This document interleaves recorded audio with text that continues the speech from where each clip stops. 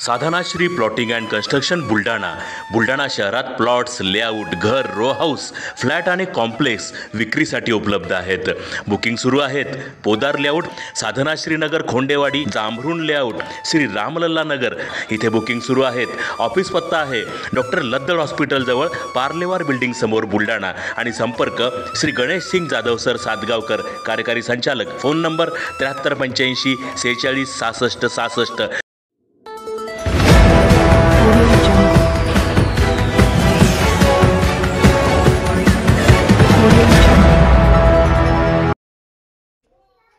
चोवीस वर्षीय विवाहित युवकाने संपवली जीवनयात्रा.